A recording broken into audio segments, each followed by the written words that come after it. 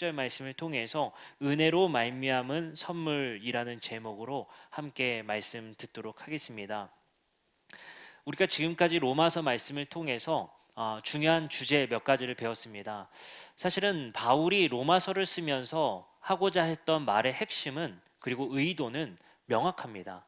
그 명확한 의도는 바울에게 있어서는 이방인 사도로의 소명이 있었습니다. 그 말은 무엇이냐면요, 바울은 이방인들의 구원을 위한 사도로서 부르심 받았다라는 분명한 소명 의식이 있었습니다.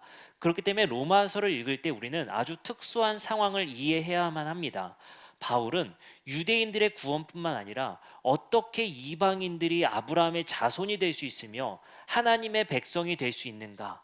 그들은 유대인들에게 있어서의 율법도 없으며 유대인들의 생각으로는 율법을 어기는 부정한 자들이며 죄인에 불과한 자들인데, 그들은 상종 못할 자들인데 그들을 어떻게 하나님의 백성이 될 수 있으며 아브라함의 자손이 될 수 있는가에 대한 답을 로마서 말씀을 통해서 전하고 있습니다. 우리는 그렇기 때문에 이 말씀의 논리들, 바울이 펼치는 이 논리들을 세부적으로 하나하나 다 이해하기란 매우 어렵다라고 말씀을 드렸습니다. 하지만 분명한 것은 바울에게 있어서의 중요한 논지는 이렇게 진행이 됩니다. 바울은 하나님께서는 분명히 이방인들의 구원을 아브라함에게 약속하셨다라는 겁니다. 그리고 하나님은 그 약속에 신실하시고 그 약속을 반드시 지키시는 분이라는 것입니다. 그렇기 때문에 바울에게 있어서는 예수 그리스도의 죽음과 부활이 하나님의 약속을 지키는 행위였으며 하나님의 약속의 실현이다라고 봤습니다. 이 방법은 보편적인 방법이었으며 차별이 없다는 것입니다. 그렇게 바울은 이렇게 말합니다. 이 방법은 누구에게나 해당되는 것이니 차별이 없는 방법입니다. 그러니 교회여, 차별하지 마십시오. 이제 이 방법을 통해서 하나님과 이방인들은 의와 죄인의 관계가 아니라 하나님과 화목한 관계가 되었으니 교회여, 이제 화목하십시오라고 말하는 것입니다. 그러니 바울에게 있어서의 하고 싶은 명료한 의도는 차별하지 말라, 화목하라라는 교회의 메시지였습니다. 오늘 말씀은 그 논리의 명제, 그리고 그 논리의 전개를, 세부적인 내용을 오늘 전하는 방식입니다. 제가 할 수만 있다면 여러분들에게 이 5장 말씀의 한 절 한 절을 여러분들께 설명드리고 싶지만 저조차 쉽지가 않습니다. 그러니 오늘 말씀을 통해서 5장에서 바울이 하고자 하는 주요 논지 정도만 살펴보는 것으로 오늘 말씀을 여러분들께 설명드리고자 합니다. 우선 오늘 본문은 예수 그리스도를 통해 어떻게 하나님의 의를 이루셨는가에 대한 자세한 이야기입니다. 다시 한번 설명드립니다. 어떻게 예수 그리스도를 통해 하나님의 의로움, 다시 말씀드리면 하나님의 약속이 예수 그리스도를 통해 어떤 방식으로 성취되었는가에 대한 자세한 이야기입니다. 근데 이 자세한 내용은, 그리고 그 방법은 우리가 이해하기가 쉽지가 않습니다. 로마서 3장 21절부터 22절의 말씀에 이런 말씀이 있습니다. 이제는 율법 외에 하나님의 한 의가 나타났다라는 겁니다. 하나님의 하나의 의로움이라는 것이죠. 하나님의 약속에 대한 신실함이 나타났다는 것이죠. 그것은 율법과 선지자들에게 증거를 받은 것이라 곧 이 방법은 예수 그리스도의 신실함으로 말미암아라고 읽어야 된다고 했어요. 왜냐? 예수 그리스도를 믿음으로 말미암아 모든 믿는 자에게, 믿음이 두 번 반복되는데 한글 성경에서는 이것을 모두 목적격으로 번역한 잘못이 있다고 했습니다. 첫 번째 것은 주격으로 번역했어야 됩니다. 그래야 믿음이 두 번 반복되는 것의 어색함을 해결할 수 있다 했습니다. 그럼 이렇게 볼 수 있습니다. 하나님의 약속에 대한 성취는 예수 그리스도의 믿음으로 성취되었다라는 논지예요. 그러면 예수 그리스도의 믿음, 예수 그리스도의 신실함으로 성취된 것, 그 예수 그리스도의 신실한 행위가 무엇이냐는 것입니다. 그것이 무엇이길래 하나님의 약속이 성취되는 효과를 일으켰냐는 거예요. 그리고 또 갈라디아서 2장 16절에도 이렇게 말합니다. 사람이 의롭게 된 것은, 여기서 의롭다는 것은 사람이 하나님의 백성에 편입될 수 있는 것은 이라는 표현입니다. 사람이 하나님의 백성이 되는 것은 율법의 행위가 아닙니다. 오직 예수 그리스도의 신실함으로 말미암는 줄 알므로 우리도 그리스도 예수 그리스도를 믿게 됩니다. 여기서도 믿음이 두 번 반복되는 어색함이 있죠. 그렇기 때문에 첫 번째의 예수 그리스도의 믿음이라고 번역해야 됩니다. 여기서도 두 번 모두 반복되는 것, 로마서 3장과 갈라디아서 2장에서 반복되는 것은 도대체 예수 그리스도의 신실한 행위가 무엇이길래 어떤 효과를 발휘했다는 것이냐라는 것입니다. 그 효과와 그 방법이 무엇이냐에 대한 자세한 설명이 바로 5장 말씀에 기록되어 있는 것입니다. 우선 우리가 살펴볼 것은 로마서 5장 15절입니다. 오늘 본문 말씀에는 이 예수 그리스도의 신실한 행위, 예수 그리스도의 믿음이라 불리는 이 행위가 어떤 것인지를 이렇게 말합니다. 그러나 이 은사는 그 범죄와 같지 아니하니 곧 한 사람의 범죄로 인하여 많은 사람이 죽었은즉 더욱 하나님의 은혜와 또한 한 사람 예수 그리스도의 은혜로 말미암는, 자, 무엇으로 이것이 성취되었다고 하죠? 예수 그리스도 자신의 은혜, 예수 그리스도의 행위로 말미암게 되었다는 거 분명하죠. 우리의 믿음 때문이 아니라는 거예요. 우리가 하나님의 백성이 될 수 있던 것은 우리가 무엇해서가 아니라 예수 그리스도의 믿음 또는 예수 그리스도의 신실한 행위 때문에 이 은혜가 가능했다는 거예요. 이어서 이렇게 말합니다. 예수 그리스도의 은혜로 말미암은, 이것은 무엇이래요? 선물이라는 겁니다. 선물. 그렇기 때문에 선물이라고 부를 수 있는 것은 무엇입니까? 우리가 무엇해서가 아니에요. 우리가 무엇을 개입해서가 아닙니다. 이것은 온전히 하나님의 행위였어요. 하나님이 이방인들을 구원하기 위해서 하나님이 열심을 발휘하신 거예요. 그 열심의 행위가 무엇이었습니까? 자신의 아들을 이 땅에 보내셨고 그가 우리를 위해 죽기까지 순종하셨고 십자가에 달려 죽으셨단 말이에요. 이건 오롯이 하나님의 행위고 예수 그리스도의 행위입니다. 이것이 우리에겐 은혜라는 거예요. 우리가 한 것은 하나도 없고 우리가 개입한 것은 하나도 없습니다. 오롯이 하나님의 의로운 행위였으며 그 의로운 행위가 예수 그리스도의 순종을 통해 나타났다는 거예요. 이걸 우린 뭐라고 불러요? 선물이다라고 보는 거예요. 그렇기 때문에 이 선물은 차별이 있을 수가 없는 거죠. 우리가 무엇해서 받은 것이 아니기 때문에, 자격이 있어서 받은 것이 아니기 때문에 누구는 받을 수 있고 누구는 받을 수 없는 차별이 있는 것이 아닙니다. 유대인들은 이렇게 주장하는 거예요. 이것은 내가 자격을 갖춰야 하나님께 받을 수 있는 은혜야라고 말하는 거예요. 근데 바울은 이렇게 변론하고 반박합니다. 아니야. 너희가 뭐 했는데? 할례 때문이야? 율법 지켜서야? 아니야. 자격이 아무것도 없어 우리는. 왜요? 하나님이 오롯이 하셨고 예수 그리스도가 오롯이 한 순종 때문에 우리는 그 효과를 본 것뿐이야 라고 말하는 거예요. 그러니 이것은 은혜일 뿐이고 선물일 뿐이라고 합니다. 그러니 이것을 가지고 우리가 자랑할 수 없다는 것이 바울의 중요한 논리가 됩니다.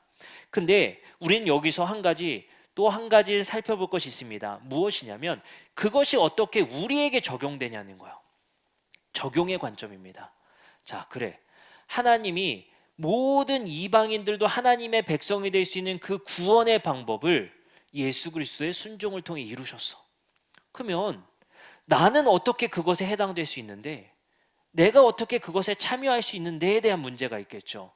근데 이것이 바울이 이것에 대한 설명을 논리적으로 말하는데 이해하기가 너무 어려워요. 왜 그러냐? 아마도 저는 그렇게 봅니다. 쉽게 설명드리면 이런 거예요. 아담이라는 사람이 있었죠. 아담이 태초에 죄를 졌대요. 다 아시죠? 뭘 먹었어요? 선악과를 먹었어요. 근데 아담과 하와가 선악과를 먹었는데 우리도 그렇기 때문에 죄인이래요. 왜죠? 이걸 우린 뭐라고 불러요? 원죄라고 부르는 거예요. 근데 아담과 내가 도대체 무슨 관계인데 너무 억울하잖아요. 성경의 논리로는 아담과 하와의 이 대표자가 범죄하자 나도 죄를 짓게 된 거예요. 이게 우리에게 문제의 시발점이거든요. 근데 이것이 왜 그런지를 여러분들 아세요? 알 수가 없다는 거예요. 도대체 이 얘기를 왜 했는지, 어떤 논리로 이 두 가지가 연결되는지 이해하기가 어렵다는 겁니다. 근데 한 가지 이해할 수 있는 키는 당대에 보편적으로 알고 있었던 철학의 사고방식과 매우 유사합니다. 이것은 플라톤이 주장했었던 바인데 중세에도 굉장히 논쟁이 되었던 것 중에 하나입니다. 바로 보편자라는 겁니다. 보편자. 그 보편자가 무엇이냐면요, 예를 들어서 쉽게 설명드리겠습니다. 제가 있고 권사님이 있고 이승혜 집사님 있고 우리 장로님들 계시잖아요. 이거는 개별자예요. 이걸 우리 뭐라 그래요? 한 사람 한 사람의 이름을 부르잖아요. 근데 이 한 사람 한 사람의 보편자가 존재한다는 거예요. 그 보편자를 뭐라고요? 이게 오리지널이라고 보는 거예요. 이 보편자라는 존재가 존재하고 그 보편자 안에서 우리 한 사람 한 사람들이 존재하고 있다는 거예요. 그렇기 때문에 이 보편자가 문제가 생기면 우리도 동일하게 문제가 생긴다는 개념입니다. 이 보편자가 바로 중요한 중세 시대까지 지배할 정도로 중요한 철학 중에 하나예요. 근데 별로 이해가 안 되죠. 근데 이것은 지금 현재 우리에게도 꽤 지배적인 철학의 사고 방식입니다. 예를 들어서 누군가가 정의롭대요. 그 기준이 누구죠? 누가 기준이에요? 누군가를 떠올릴 거예요. 그 기준을 통해서 정의롭다의 그 순번이 정해진단 말이에요. 우리는 뭔가 기준을 세워요. 인간의 기준에게도 바로 원형이라는 보편자를 세워놓는 개념이 있단 말이에요. 근데 이것이 실제한다고 생각하면 실제적으로 보는 것이고, 아니야, 보편자는 없어, 이름뿐이야 라고 볼 수도 있다는 거예요. 그러나 그 당시에는 대부분 어떻게 생각했다고요? 이 보편자라는 게 어느 시공간에 존재했다고 생각했단 말이에요. 그럼 이렇게 하면, 이런 세계관이 지배하고 있다면 우리 이해가 돼요. 아, 아담과 하와가 우리 인류의 보편자라고 생각했구나 라고 생각하는 거예요.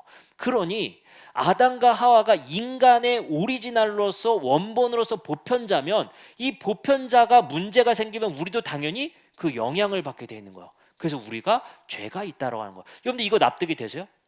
여러분들이 납득이 되든 안 되든 당시의 사람들은 그렇게 생각했다는 거예요. 우리가 납득하라는 얘기 아니에요. 당시의 사람들은 그런 논리로 아담과 우리의 관계를 생각했기 때문에 우리도 죄가 있음이라고 봤다는 거예요. 근데 바울에게 있어서는 이것을 이렇게 확장합니다. 그 보편자였던 아담과 하와가 이제 우리의 보편자가 아담과 하와가 아니라 예수 그리스도가 되었다는 거예요. 놀랍게도 아담은 하나님께 불순종해서 우리에게 죄가 지배하는 그 죄를 영향을 끼쳤다면, 이제 예수가 우리에게 보편자가 돼서 예수가 순종하고 의로운 행위를 했더니 우리가 뭐가 돼요? 의롭게 되어진 거예요. 이 영향을 서로 주고받게 되는 겁니다. 바울에게 있어서의 논리는 뭐예요? 아담이었던 보편자가 예수라는 자가 이제 우리의 대표성을 띤 사람으로 되었다는 거예요. 그럼 이제 예수님은 아담과 다르게 뭘 했었던 거예요? 하나님께 순종을 했고 하나님 앞에 신실할 수 있었던 거죠. 그렇기 때문에 예수는 하나님께 의롭다함을 받을 수 있었고 유일하게 의로운 자가 될 수 있었습니다. 그 보편자가 이제 의롭게 되었으니 우리도 당연히 무슨 영향을 받을 수 있어요? 의롭게 될 수 있다는 것이 바로 바울의 논리입니다. 그래서 로마서 5장 17절부터 19절을 그런 논리로 읽어보면 이렇게 이해가 될 겁니다. 한 사람의 범죄로 말미암아 사망이 그 한 사람을 통하여 왕노릇하였은즉 더욱 은혜와 의의 선물을 넘치게 받는 자들은 한 분 예수 그리스도를 통하여 생명 안에서 왕노릇하리로다. 그런즉 한 범죄로 많은 사람이 정죄에 이른 것 같이 한 의로운 행위로 말미암아 많은 사람이 의롭다 하심을 받아 생명에 이르게 되었다. 그 한 사람을 뭐라고 본다고요? 대표자로 보고 있는 거예요. 아담의 대표성에서 누구의 대표성으로? 예수 그리스도의 대표성으로 전환이 된 겁니다. 그래서 우리는 우리가 한 건 하나도 없어요. 예수님이 의로우셨기 때문에 우리 개별자들도 의로울 수 있게 됐다는 거예요. 이걸 뭐라고 불러요? 선물이라고 보는 거예요. 선물.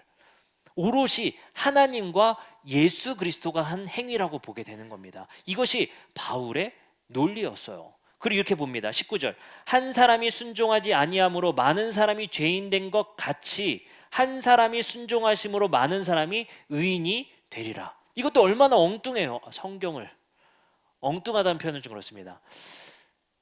우리의 논리로는 이해가 잘 안 되는 거죠. 납득이 잘 안 되는 거죠. 근데 당시의 사람들을 이해시키기 위한 논리로는 충분했습니다. 어떻게 우리가 의롭게 될 수 있었대요? 한 사람이 순종하지 아니함으로 많은 사람이 죄인 된 것 같이 그 한 사람의 대표자 때문에 문제가 생겼다면 이제 새로운 대표자의 순종으로 많은 사람이 의롭게 될 수 있었다는 거예요. 이것이 바울의 논리입니다.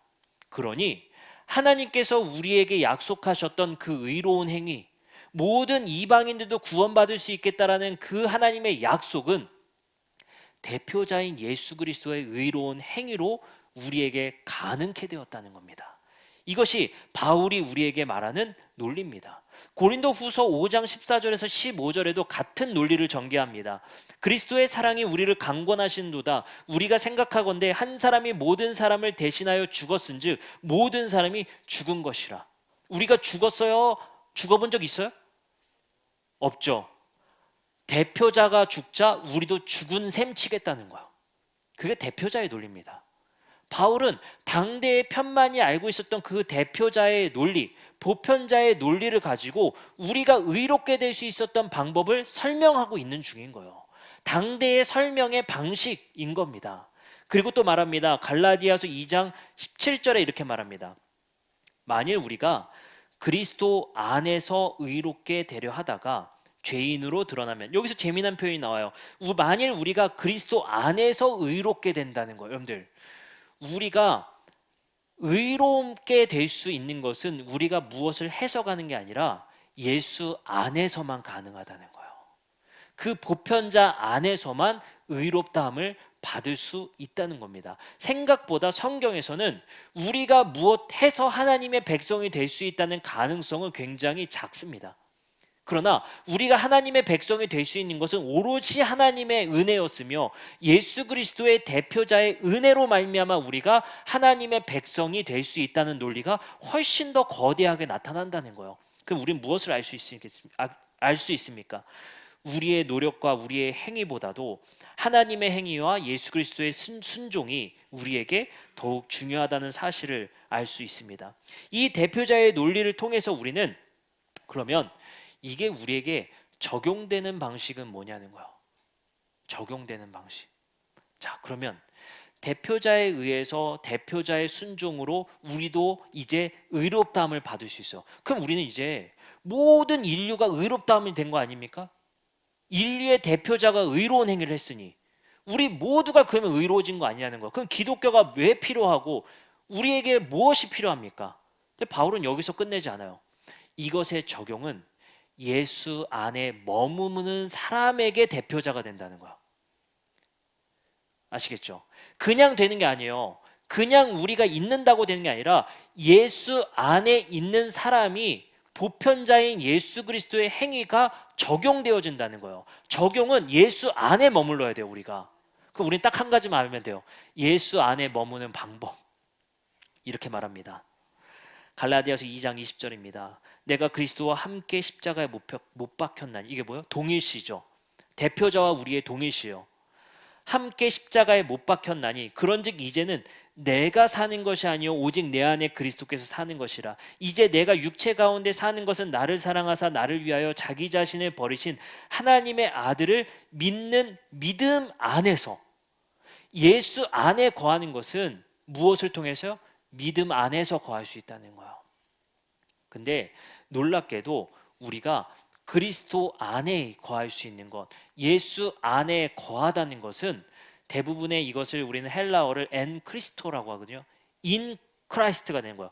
예수 안에 머무는 것. 예수 안에 머무는 것 자체가 의롭다함을 받는 거예요. 왜냐하면 대표자가 되니까, 우리가 동일시 되니까. 그 논리를 말한단 말이에요. 근데 예수 안에 머무는 것은 믿음으로 머물 수 있다는 거예요.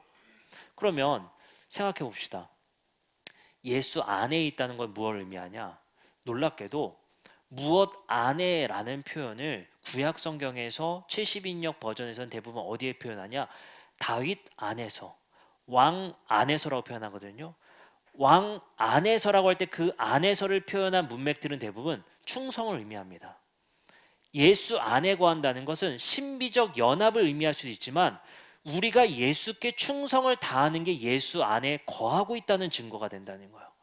예수 안에 있다는 표현을 다시 말해서 우리는 예수께 충성한다라는 표현과 바꿔 말할 수 있다는 거예요. 그러면 대표자의 의로운 행위가 우리에게 적용되는 것은 예수 안에 머무는 겁니다. 예수 안에 머문다는 건 다른 말로 뭐라고요? 예수께 충성하는 행위를 말한다는 거예요. 그럼 우리는 로마서의 말씀에 중요한 논지를 정리해 볼 수 있습니다. 예수 안에 머금을 통해서 우리는 예수가 한 행위를 적용받게 돼요. 그렇죠? 근데 예수 안에 머무는 거 뭐라고요? 예수께 충성하는 삶, 예수께 신실하게 사는 삶. 결국엔 지금 말하고 있는 게 돌고 돌고 돌고 있는 거예요, 이게. 근데 왜 어려운지는 아시겠죠? 당시의 사람들에게 이방인들이 구원받을 수 있는 논리를 당시에 알고 있는 철학으로 설명하고 있으니 이게 우리가 이해가 되겠냐고요. 이게 논리적으로 받아들여지질 않는 거예요. 아담이 죄를 졌는데 우리는 왜 죄인이 되며, 예수가 의로운 행위를 했는데 왜 우리는 의인이 되며, 이게 우리는 논리적으로 부합되질 않는 거예요. 그러나 당시의 철학적 사고로는 논리적인 거예요. 왜요? 보편자라는 개념이 있었기 때문에. 그 인류의 보편자가 의로운 행위를 하면 우리도 의로워질 수 있는데, 그 적용은 그 보편자 안에 머물고 연합돼야 됩니다. 근데 그것에 머물고 연합되는 건 뭐라고요? 그 보편자에게 충성하는 것, 그것이 그 안에 머무는 것이다 라고 말을 하고 있다는 거예요. 그럼 우리는 이제 더 이 말씀에 깊이 이해할 수 있습니다. 로마서 5장 17절에 이렇게 말합니다. 한 사람의 범죄로 말미암아 사망이 그 사람을 통하여 왕노릇하였습니다. 여기서 중요한 얘기가 나와요. 여러분들, 놀랍게도 한 사람 때문에 죄가 들어왔다고 해요. 근데 죄를 목적어로 쓰지 않고 주어로 쓴단 말이에요. 죄가 어떤 존재를 말해요. 그죠? 죄라는 것이 들어왔대요. 죄를 진다는 게 아니라 어떤 부수적인 거짓말, 살인 이런 걸 졌다는 게 아니라 죄라는 어떤 존재가 들어왔다는 거예요. 그래서 아담과 하와가 대표자가 범죄하자 이 특징을 뭐라고 보냐면요, 죄가 들어오게 됐다는 거예요. 그러면 이걸 뭘 말하는 겁니까? 죄의 존재의 지배를 당하고 있다는 거예요. 죄가 왕 노릇을 하고 있다는 거예요. 여기에 묶여 있는 것이 우리의 본래의 인생이었다는 거예요. 그러나 대표자인 예수 그리스도가 의로운 행위를 하시자 이제 죄가 왕 노릇하는 이 세력으로부터 끊어내고 예수가 우리의 왕 노릇하시게 됐다는 거예요. 그러니 우리는 예수께 충성하는 삶을 사는 것이 예수가 대표자로서 의로운 행위를 했던 것이 적용되게 되는 겁니다. 다시 한번 읽어드립니다. 로마서 5장 17절에 이렇게 말하죠. 한 사람의 범죄로 말미암아 사망이 그 한 사람을 통하여 왕노릇하고 있었습니다. 더욱 은혜와 의의 선물을 넘치게 받는 자들은 한 분 예수 그리스도를 통하여 생명 안에서 왕노릇하게 되었습니다 라고 말하는 거예요. 여러분들, 그럼 이제 다 잊어먹으셔도 돼요. 뭘 말하는 거냐? 여러분들, 죄가 지배하는 인생에서 이제 예수가 지배하는 인생을 사십시오라고 말하는 거예요. 괜히 어렵게 말했죠. 그죠? 이것만 말하면 되는 건데, 다시 한번, 죄라는 세력이 지배하는 인생에서 누가 우리를 지배하는? 예수가 우리를 지배하는 인생이 되십시오라고 말하는 거예요. 그 방법과 논리는 어려울지 모르겠지만 분명한 바울의 논지는 아담 때문에 죄가 지배하는 세상이었다면, 죄가 왕노릇하는 세상이었다면 이제 예수가 의로운 행위를 했으니, 예수가 우리의 그리스도가 되고 주가 되었으니 예수가 지배하는 삶을 사십시오라고 보는 거예요. 그러면 우리는 누가 그리스도인냐라고 하면 저 믿음이 있어요? 구원의 확신이 있어요? 천국 갈 수 있는 소망이 있어요? 사실은 이건 교리적인 거예요. 성경에서 말하는 성경의 용어로 말한다면, 정확하게 말하면 이겁니다. 예수가 당신을 지배하고 있습니까? 예수가 당신의 그리스도입니까에 대한 질문이에요. 그가 나의 인생의 가장 중요한 분이고 나의 그리스도라면 그가 그리스도인인 거예요. 뭐에서 전환된 거예요? 내가 지배받고 있는 것에서 예수가 지배하는 인생으로의 전환이 된 거예요. 이걸 뭐라고 합니까? 회개라고 부르는 거예요. 내가 지배받고 있던 그 통치의 체제에서 회개하여 예수 그리스도가 지배하는 통치의 체제로의 전환, 그것이 바로 바울이 말하고자 하는 중요 논지라는 거예요. 그게 어떻게 이루어졌느냐의 논리는 어려워요. 우리가 다 이해할 수 없어요. 왜요? 당시의 철학적인 논리로 설명했으니까. 그러면 우리에게 말씀하시는 것은 분명히 예수 그리스도가 지배하는 인생을 사십시오, 또는 성령이 이끄는 삶을 사십시오라고 말하는 거예요. 이 논리로 다음 말씀을 읽어보겠습니다. 로마서 6장 7절의 세 번역입니다. 죽은 사람은 이미 죄의 세력에서 해방되었습니다. 왜요? 예수님과 우리가 동일시되었으니까. 두 번째, 로마서 6장 11절입니다. 이와 같이 너희도 너희 자신을 죄에 대하여는 죽은 자요 그리스도 예수 안에서는 하나님께 대하여는 살아있는 자로 여겨질 것입니다 라고 얘기하는 거예요. 로마서 6장 18절에 이렇게 말합니다. 죄로부터 해방되어 의에게 이제 종이 되었습니다. 이게 지배의 얘기잖아요.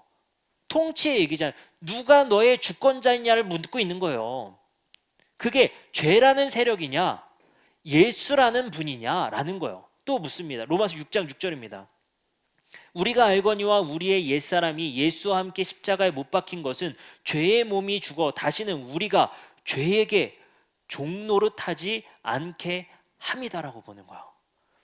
그러면 로마서에서 바울이 말하는 중요한 의의 관점은 죄에게서 종노릇하던 것에서 해방되어서 그리스도에게 종노릇하게 되는 것, 생명의 왕이신 예수에게 우리가 종노릇하게 되고 그 세력에 지배받게 되면 뭐가 돼요? 생명을 얻게 된다는 거야. 이것을 우리에게 말씀하고 계시는 겁니다. 그럼 여러분들, 오늘 말씀을 마치면서 죄가 라고 말하는 그 세력은 뭡니까? 우리는 무엇에 지배받고 있었어요? 여러분들, 지배받고 있었던 것이 뭐예요? 우리가 지배받고 있던 것들, 육신의 정욕. 여러분들, 귀신 들려서 산 사람 있어요? 그게 지배가 아니에요. 귀신에 이끌려 사는 삶, 내가 귀신 들린 삶, 그게 내가 지배받고 있는 것으로만 표현되는 게 아니에요. 사탄을 그런 존재로 표현하지 않습니다. 여기서 죄가라고 말하는, 아까 뭐라고 했죠? 죽은 사람은 이미 죄의 세력에서 해방되었다. 이게 실체적으로 보는 거거든요. 어떤 세력이라는 존재로. 근데 바울이 말하는 이 세력의 존재, 무엇으로부터 우린 지배받고 있었냐, 그걸 어떤 실체로 소개할 수 있냐라고 보면 이게 굉장히 실체적인 거예요. 뭐냐면 이것은 우리가 만든 제도, 정치, 사회, 문화, 교육에 침투되어져 있는 체제를 말합니다. 그 체제는 우리의 세계관을 만들고 그 세계관에서 우리의 욕망을 점철시킬 수 있는 것으로 우리를 지배하고 있단 말이에요. 보이는 것이 아니에요. 많은 교육과 사상과 이론들이 우리를 지배하고 있다는 거. 근데 우리는 그걸 잘 알지 못하죠. 이거에 깊이 생각하면요, 한 영화가 떠오르게 돼요. 매트릭스라는 영화죠. 매트릭스라는 영화의 내용이 그렇습니다. 주인공이 일반 회사원인데 회사 생활을 잘하고 있었어요. 근데 어떤 사람이 나타나서 말합니다. 너가 살고 있는 세계는 가상 세계야. 충격을 받습니다. 그리고 말합니다. 너가 만약에 빨간 약을 먹으면 현실 세계로 가게 될 거야. 그리고 파란 약을 먹으면 여기 가상 세계에 머무르게 될 거야 라고 말합니다. 근데 뭘 먹죠? 빨간 약을 먹습니다. 그러자 자기 목 뒤에 꽂혀 있었던 그 가상 세계의 컴퓨터가 떨어지고 현실 세계로 들어와요. 그러자 그 세계는 어떻게 돼요? 컴퓨터가 지배한, 기계가 지배하고 있는 세상이 현실 세계였던 거예요. 그 사람은 가상 세계를 현실 세계처럼 살고 있었던 거죠. 가상과 현실이 이분법적으로 구분되기 힘든 세상을 살아간다라는 의미거든요. 근데 이게 상당히 철학적이면서도 우리에게 의미 있는 사고를 말합니다. 왜냐하면 생각보다 우리는 우리가 주체적인 삶을 살기가 어렵다는 것을 의미해요. 내가 정말 감각하고 내가 보고 듣는 것이 진짜야? 라는 의심을 하게 된단 말이에요. 이게 진짜야? 라는 생각을 하게 돼요. 제가 엊그제 꿈을 꿨잖아요. 꿈을 꿨는데 희한한 꿈을 꿨습니다. 무슨 꿈을 꿨냐면 얼마 전에 교회에 좀 재정이 조금 어려워서 한 프로그램을 좀 취소하는 일들이 있었어요. 근데 그 프로그램을 취소하고 제가 꿈을 꿨는데 어린이 주일이었던 거, 너무 생생해. 어린이 주일이었던 거예요. 근데 제가 뭐 때문에 이런 생각 꿈을 꿨는지 프로레슬링 선수를 부른 거예요. 어린이 주일 애들 재밌게 한다고. 그래서 막 프로레슬링 선수가 막 재밌게 놀아주고 끝났는데 막 사람들이, 성도님들이 그런 거예요 저한테. 아니 프로레슬링 선수한테 돈 줄 돈이면 다른 걸 하지 왜 그걸 했냐고 막 저를 비난하고 막 저를 욕하는 거예요. 그게 스트레스 받았나 봐요. 그게 현실 같더라니까요.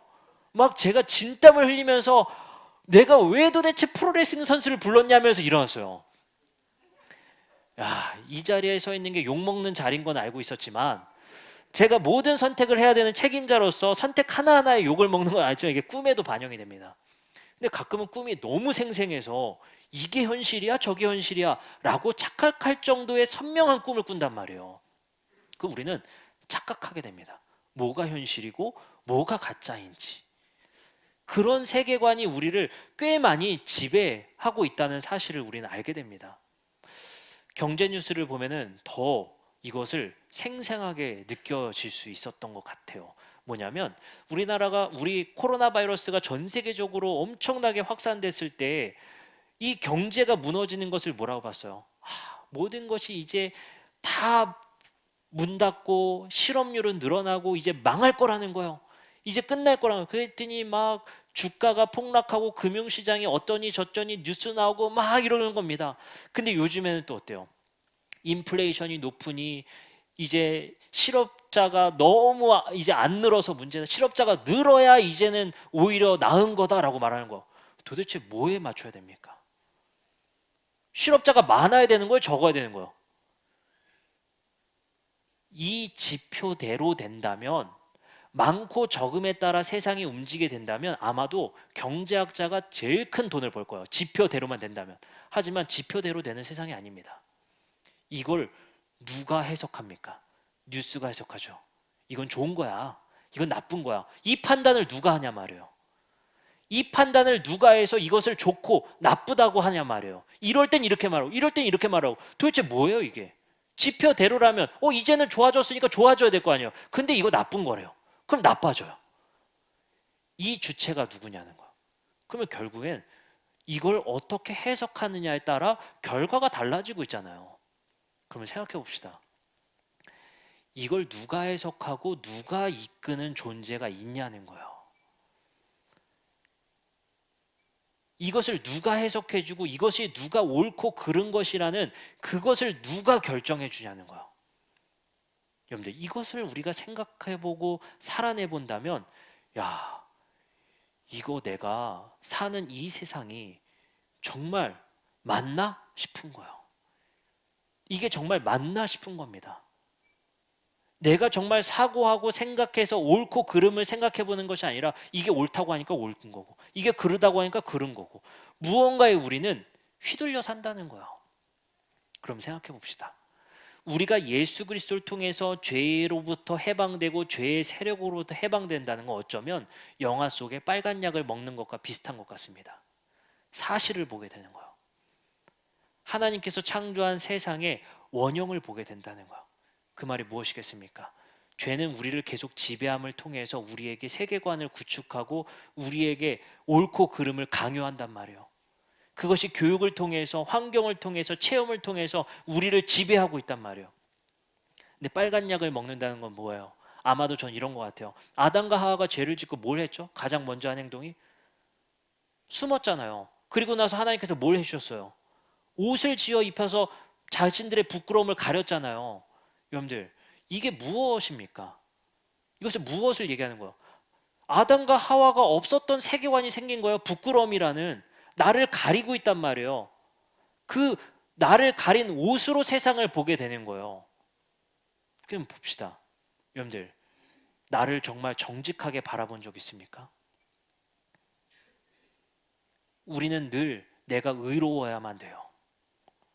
남이 나를 욕하면 당연히 그 사람이 나쁜 사람이지 내가 나빠질 수는 없습니다. 우리는 사실을 받아들이기 어려워요. 너 정말 이거는 좀 고쳐야 돼 라고 말하면 받아들일 사람이 있습니까? 쉽지가 않습니다. 내 자신을 정직하게 바라보는 게 어려워요. 그래서 남의 조언 듣는 게 더럽게 힘들다고 하는 거예요. 왜요? 기분 나쁘잖아요. 그걸 뭐라고 부려요? 저 꼰대. 왜 나한테 이래라 저래라 해? 조언 좀 하지 마라. 니나 잘해라. 왜 우린 이런 마음을 품습니까? 나 자신을 투명하고 정직하게 받아들이기가 쉽지가 않아요. 왜요? 나는 나를 방어하는 세계관을 잔뜩 구축했으니까요. 여러분, 정말 세상을 사실대로 볼 수 있습니까? 나를 정말 정직하게 나를 볼 수 있습니까? 정말 이기적이고 거짓말하고 나를 위해 모든 것도 다 계산적으로 생각하는 나 자신을 그렇게 고백할 수 있습니까? 내가 얼마나 부정확하고 부정직하고 얼마나 이것이 정말 이 인간 자체를 우리가 노출시킬 수 있습니까? 그러기 어려워요. 어렵단 말이에요. 어쩌면 예수 그리스도를 통해서 그 죄의 세력으로부터 해방된다는 것을 나를 가리고 있었던 그 모든 것이 걷어지는 순간이 아닌가 싶어요. 이제 나를 정직하게 받아들이게 됩니다. 내가 얼마나 연약한 피조물인지를 인정하게 됩니다. 마치 빨간 약 먹은 것처럼 현실 세계로 돌아오는 거예요. 그게 뭡니까? 죄의 지배로부터 받은 가상 세계에서 하나님이 창조했던 본래의 인간상으로 돌아오는 것, 나에 대해서 정직하게 돼요. 회개하게 되는 겁니다. 그래서 내가 얼마나 부족한 인간인지를 고백하게 되는 거예요. 그 전까지는 뭐예요? 나는 완벽해. 나를 비판하지 마. 나는 방어하게 돼 있어. 나에 대해서 욕하지 마. 니들이 잘못된 거야. 늘 방어하던 인생에서 그래. 내가 잘못됐었어. 내가 나약한 인간이었어. 내가 부족했어. 미안해. 잘못했어. 사과하게 됩니다. 그리고 우리는 세상을 바른 눈으로 보게 되는 거예요.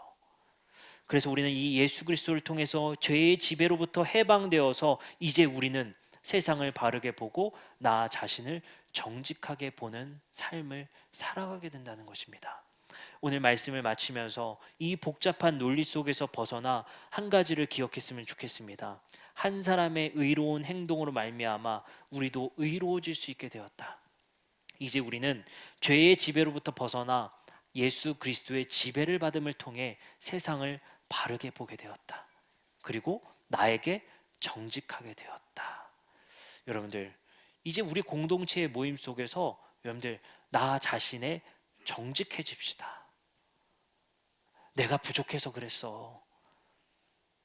내가 좀 다혈질이지. 내가 좀 못 참는 성격이지. 내가 부족해서 그런 거야. 인정하고 시인할 수 있는 삶. 나 자신의 정직한 삶으로 돌아서는 우리 모두가 되었으면 좋겠습니다. 기도하시겠습니다. 거룩하신 하나님 감사합니다.